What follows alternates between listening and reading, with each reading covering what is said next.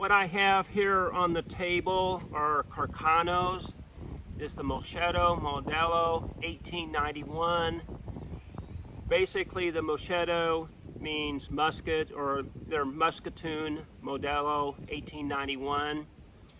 Originally, they came without the top hand guards. They modified them later with a little clip here, made the hand guard. All of these do have the hand guards on them. I do have the three different styles of the bayonet release or bayonet catch. I do have four of them here because one of them is actually this is the M91s. This is the 9138. This is the M38. The M38 is in the 7.35 by 51. These are in the 6.5 by 52.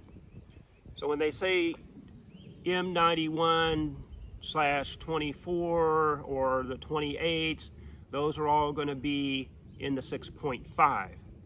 You have the M38 designation for the short carbine, or as we call them here, you know, the Cavalry carbine, even though they didn't use it. They used the word Moshetto.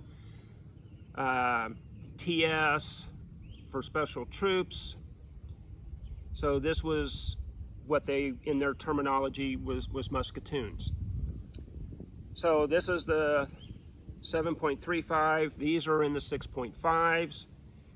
I do have the different release catches on these, and this one's going to be the same as this one. So what I'm going to do, I'm going to give you a closer look on each one of these, then we'll do a close look up on how this system works, and this system works. And then we will go out and I will be shooting each one of them. Here are the four of them. This bottom one is the first iteration of the bayonet catch release. Then we'll go to the second and then the third. And as I said, the fourth one is in the 7.35.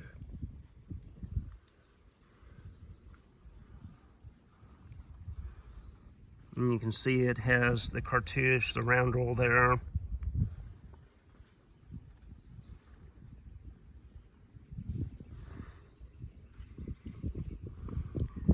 This one, a Brescia. This one was in 1903.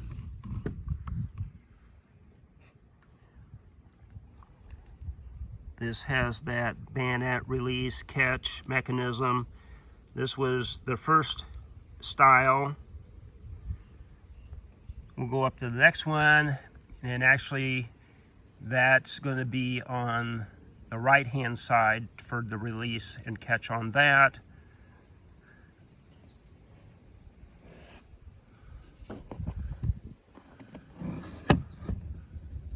It's a tourney. And this is the 1936.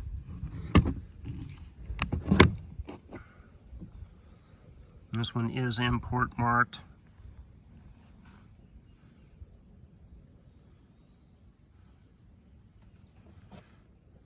And it has the serials number there. Also a round roll there. And then we come up here to the last type of bayonet catch release.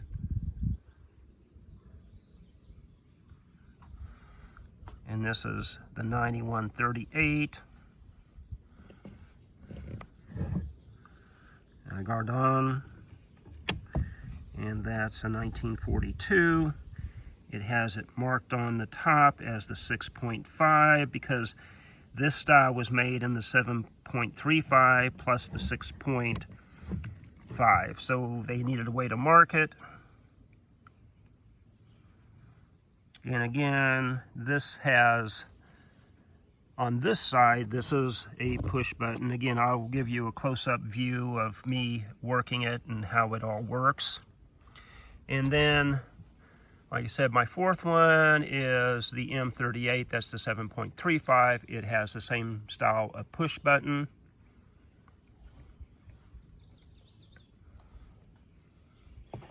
And again, the sights are the same there. Again, it's the Carbine, and that's a 1939. This one has the caliber marked there on the buttstock, 735. I'll turn these over, give you a look on the other side, and then the close-up of the mechanisms.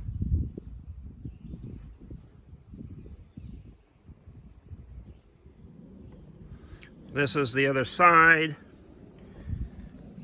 This is the ambidextrous, the first version.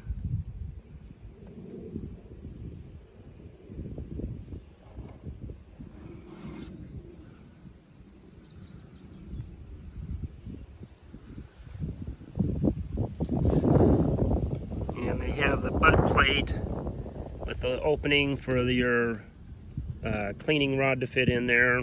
Each one of those has that style.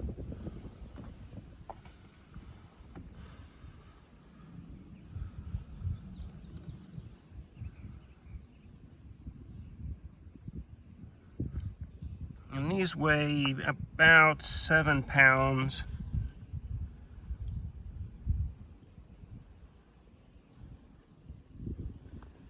And there's the release catch on this one. It's only on the one side.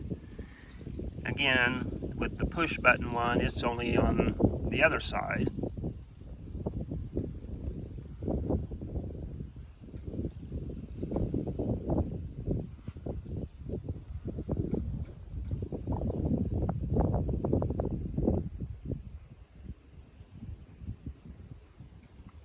And again, that's the 7.35 caliber.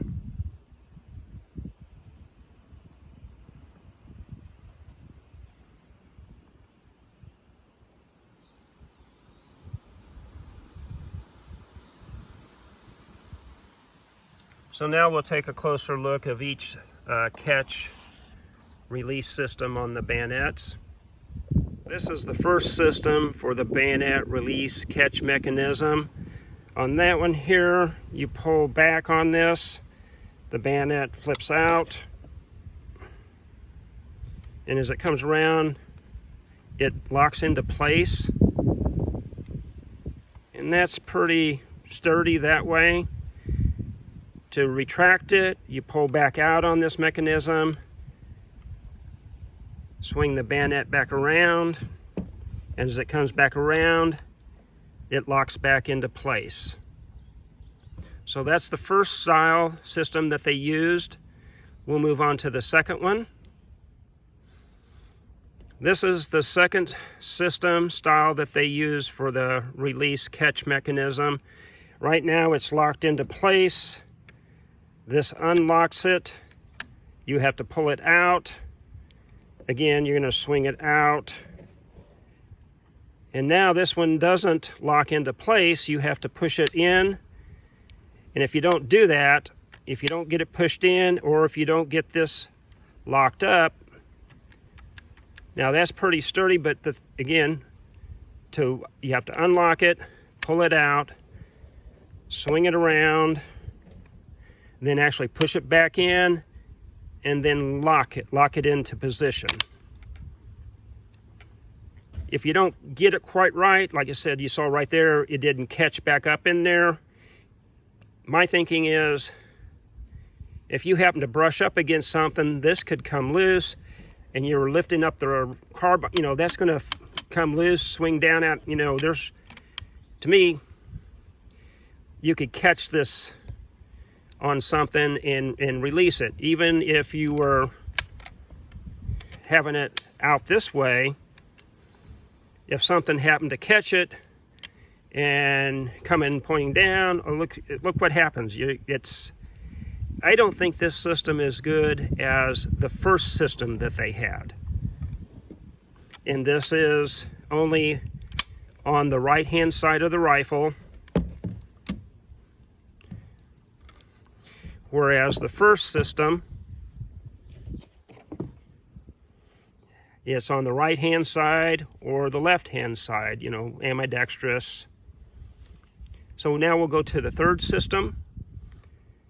This is going to be the third system, and it's only going to be on the left-hand side. So let me turn this around for you. So there it is. This is a push button. This is a little harder because you got to it's under spring tension. You got to push it in, pull it out, swing it around. Though when it comes around this way, if you push it, it does snap and lock into position. Though again, you got to push on it, pull it out, swing it back around, but you have to snap it back in. I think this is somewhat better than the second system. I still kind of like the first system. So we're going to go out. We'll go put up a target, go over to where I shoot, and we'll put some bullets down range onto a target and see what we can do with these. I'm going to start off with the first iteration of the Bayonet. That's that one there. This is in the 6.5 by 52. I'm going to be using PPU ammo. Full metal jacket, boat tail, 139 grains. I've just loaded up on the stripper clip 5 of them versus the 6.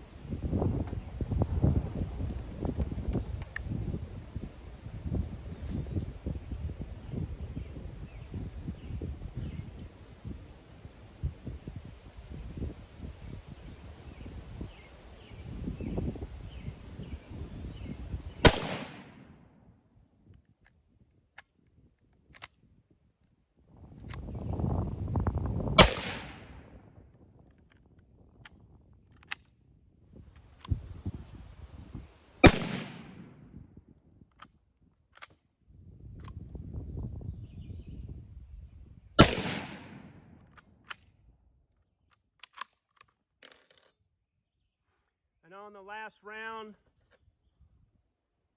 the end block clip falls out the bottom, right through there.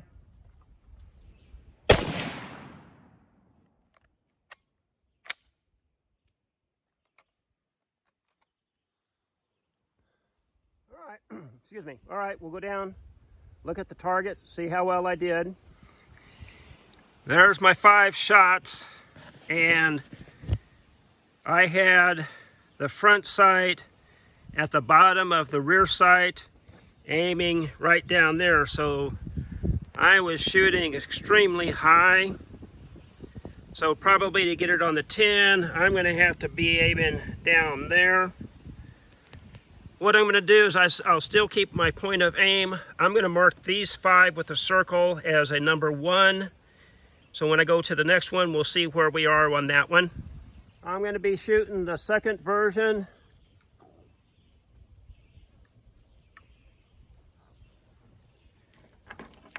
Have the 5 rounds loaded up.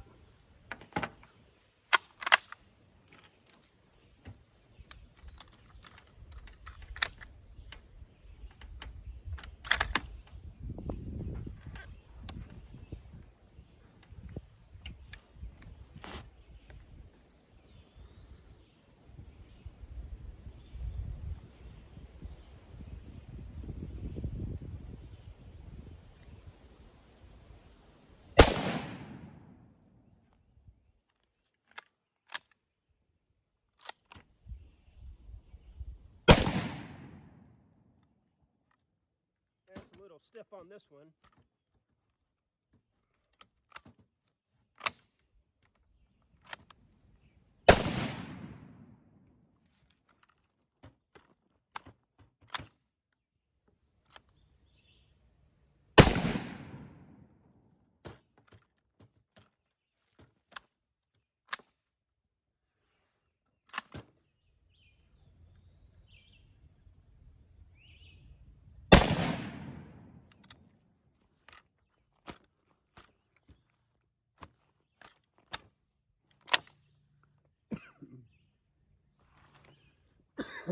Excuse me.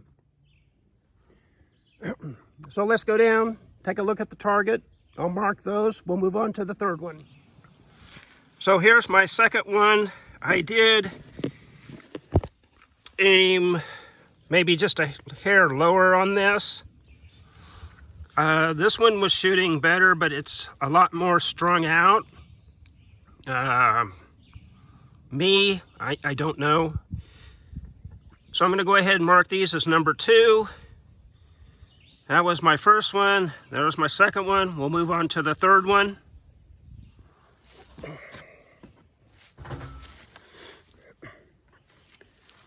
All right, so I've already loaded up another 5 rounds. This is the third one, which is the push button. We'll take the 5 shots down at the target, go down and mark it. This is the 9138. It has the fixed sights on it. And then I will get the 7.35 by 51, which was the M38 with fixed sights. And then we'll do the last shooting and look at the target, how each one grouped.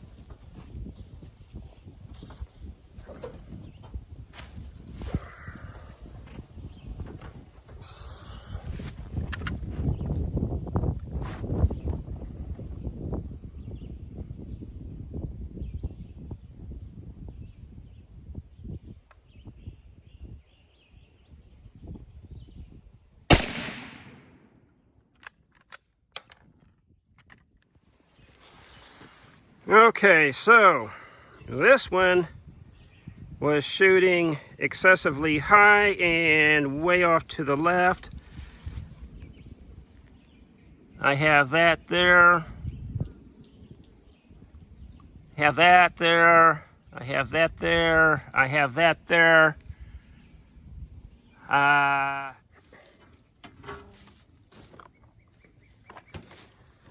So for this, for the 7.35 Carcano, the M38, I'm going to be using the Bannerman.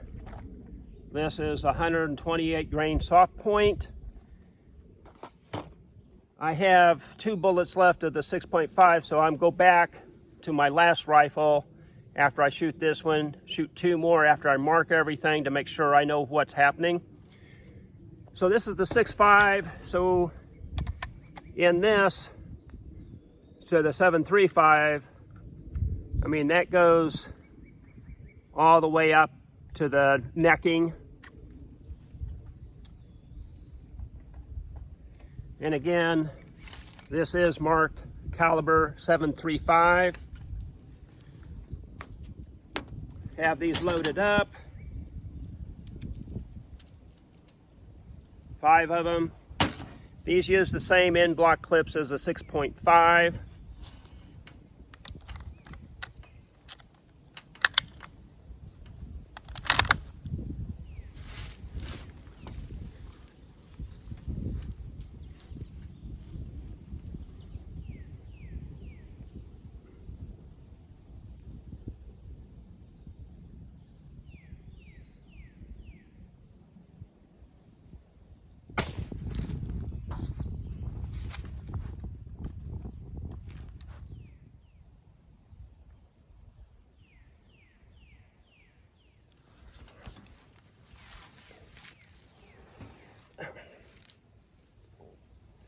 On my first shot I took with this, I aimed for the number 10, but on the second one, and I think from hereafter, I'm going to aim down at the bottom of the target, since my last one was shooting way high.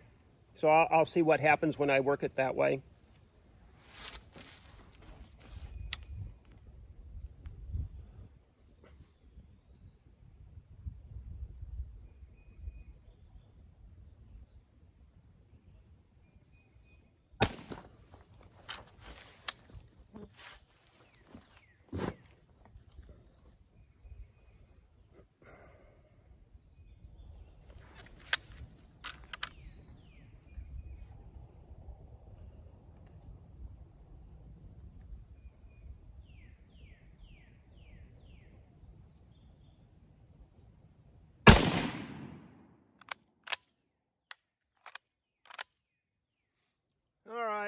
we'll go down, check the target for the 7.35, how it compares to the 6.5.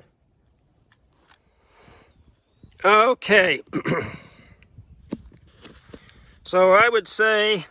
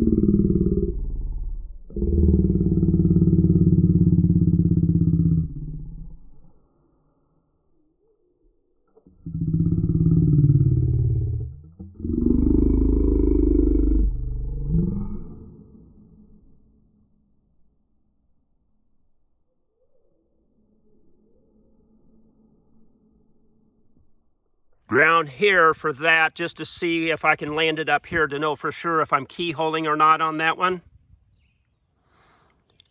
I had marked everything on my cardboard and target, and I did the last 2 shots with that last rifle, so there they are down here. I was aiming down at the bottom, or say, kind of here across at the white. And this is what I get. So I think it is keyholing. That's kind of too bad. But overall, there's what I had with the rifles. As always, I appreciate everybody watching. Any comments that you have, I appreciate that. I went into the house, and on this one carbine that I was having the issues with, say, sticky bolt, I went ahead and cleaned out the chamber again, worked on it, and I'm going to take 2 shots. I'm not really going to aim at the target. I know how well it did or didn't do. So I just want to see if whatever I did rectified that problem. And then I put up a new backboard and new target, because on the 6.5, the 9138, I didn't feel I was doing very well in trying to find out where it was on the target with the other ones, and I didn't know if it was keyholing. So I'm going to go ahead and shoot 5 rounds with that carbine, and I'm not going to worry about different camera angles on that. I'm just wanting to see what it does on target. So let's get started to see if this one doesn't have the sticky bolt issue. Then I'll move on to shooting the groupings on the next one.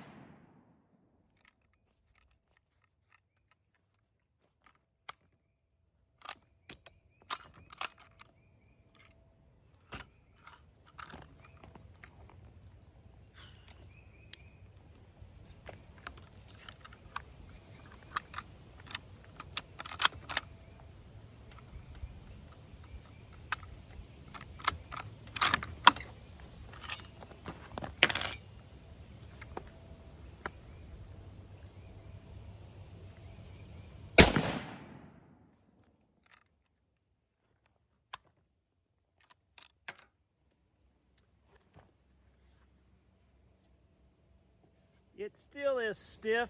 I think it's better than what it was, so I'm still going to have to do some work on that and check that out. So I'm going to load up the next one and shoot that one.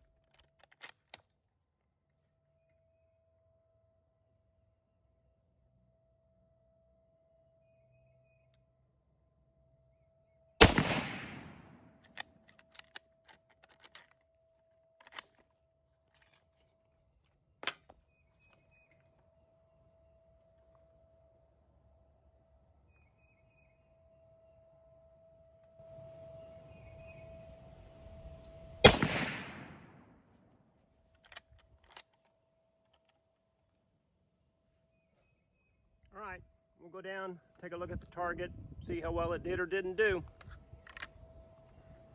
Okay, so I was aiming in right about here, and I have 1, 2, 3, 4, and there's 5. That one looks like it keyholed, though